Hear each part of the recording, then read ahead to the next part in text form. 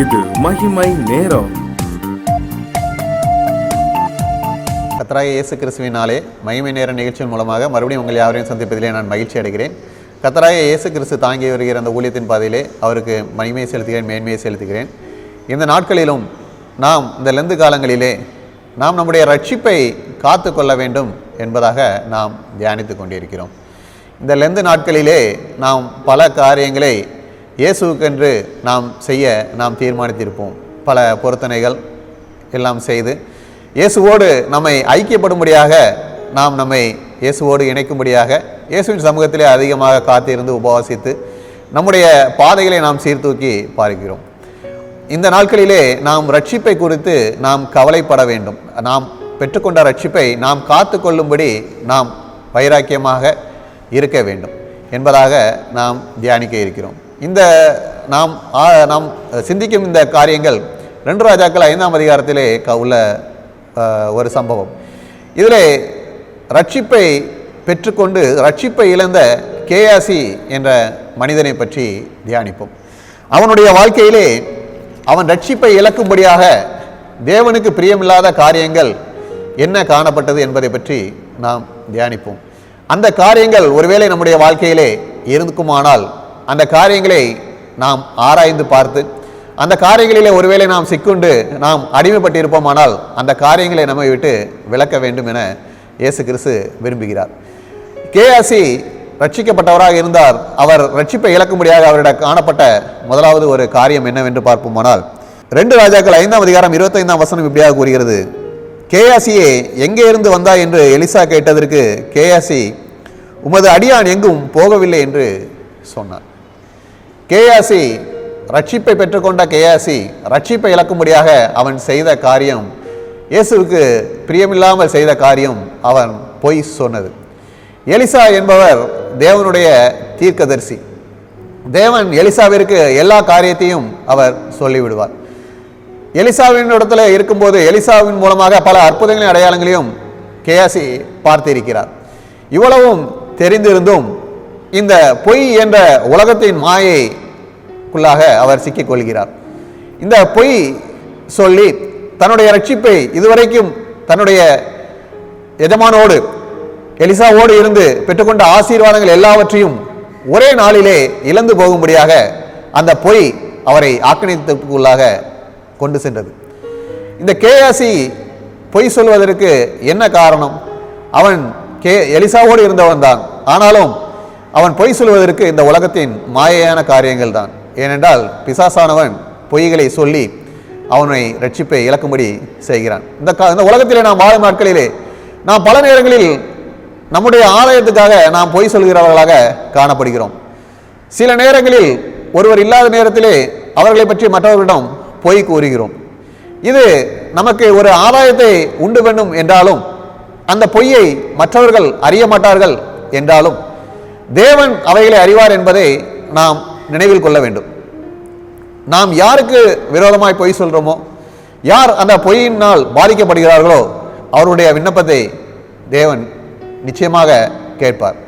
எனவே அப்படி கேட்கும்போது அவர் நமக்கு எதிராக நாம் ஆக்கிரமிப்பு அடையும்படியாக அதற்கான காரியங்களை செய்து விடுவார். எனவே நமக்கு ஒருவேளை பொய் சொல்லும்படியாக தருணங்கள் இருந்தாலும் அதற்கு ஆதாயம் நமக்கு இருந்தாலும் அந்த இடங்களிலே நாம் பொய் சொல்லாமல் அதனால் நமக்கு இழப்பு வந்தாலும் பொய் சொல்லாமல் இருக்க வேண்டும். ஏனென்றால் தேவன் உலகத்தை படைக்கும் போது பொய் இல்லை.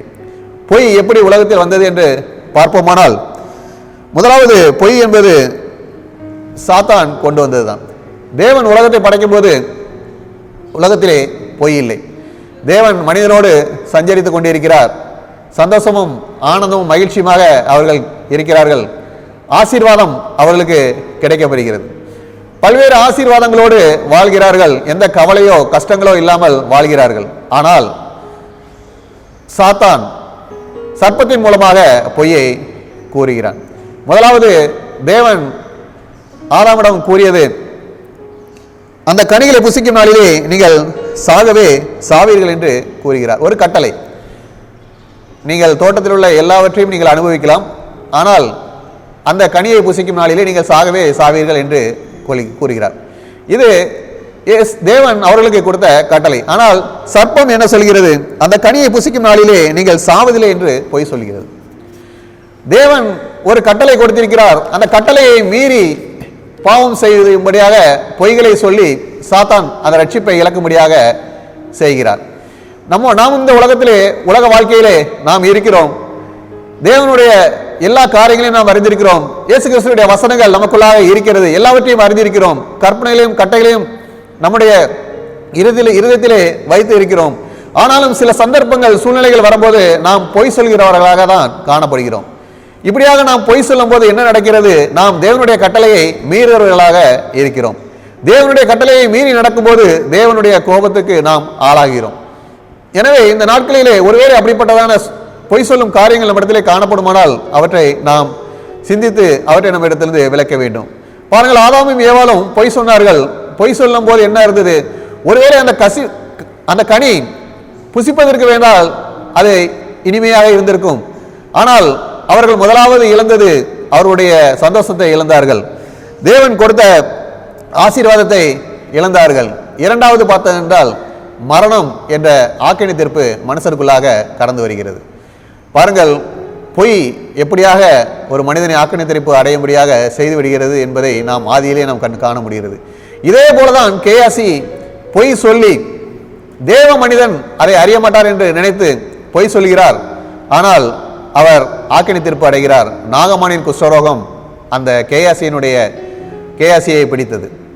பாருங்கள், இந்த பொய் நம்மை ரட்சிப்பின் வழியை விட்டு விலக செய்துவிடும். எனவே நாம் ரட்சிப்பின் பாதையிலே நாம் காத்துக்கொண்டு நாம் ரட்சிக்கப்படும்படியாக இருக்க வேண்டும். இந்த பொய்யை தேவன் நிச்சயமாக அறிவார். 2 ராஜாக்கள் 5:26 பார்க்கும்போது, நீ பொய் சொல்லும்படி நினைத்தது என்ன? உன்னோட கூட என் மனம் செல்லவில்லையா என்று கேட்கிறார். நாம் எங்கு சென்றாலும் தேவனுடைய வசனத்தை ஏந்தி கொண்டு செல்ல வேண்டும். உலகத்துக்குள்ளாக நாம் செல்லும் போதும் கூட அந்த வசனங்கள் நமக்குள்ளாக இருக்கும்போது நாம் பொய் சொல்ல மாட்டோம். இந்த சூழ்நிலையில் என்ன நடக்கிறது? என் மனம் உன்னுடைய செல்லவில்லையா என்கிறார். அப்படினால் சாத்தான் நம்முடைய இருதயத்தை குருடாக்கி விடுகிறார்.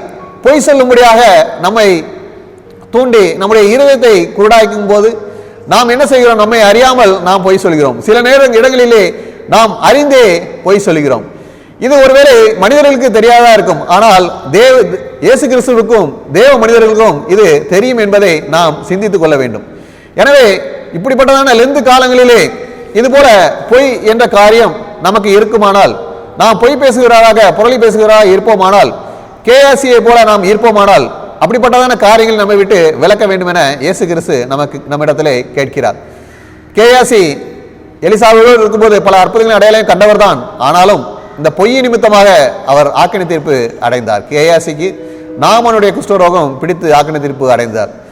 அதுபோல நாம் நம்ம ரட்சிப்பை இழந்து நாம் ஆக்கினை தீர்ப்பு அடையக்கூடாது என்பதற்காக இயேசு கிறிஸ்து நாட்களை கொடுத்திருக்கிறார். நம்முடைய வாழ்க்கையிலே நாம் சிந்தித்து பார்ப்போம். நம்முடைய ஒவ்வொரு செயலிலும் நாம் இயேசுவுக்கு பிரியமாய் நடந்து கொள்வோம். பொய் சொல்லாமல் உண்மையை மாத்திரம் சொல்வோம். இல்லதை இல்லதென்றும் சொல்லி நாம் வாழ்வோம்.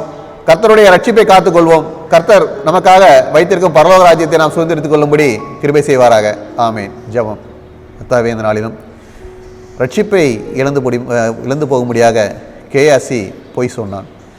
அப்படிப்பட்டதான பொய் ஒருவேளை எங்களுடைய வாழ்வியில் காணப்படுமானால் அதை உம்மிடத்திலே நாங்கள் ஒப்புக் கொடுக்கிறோம்.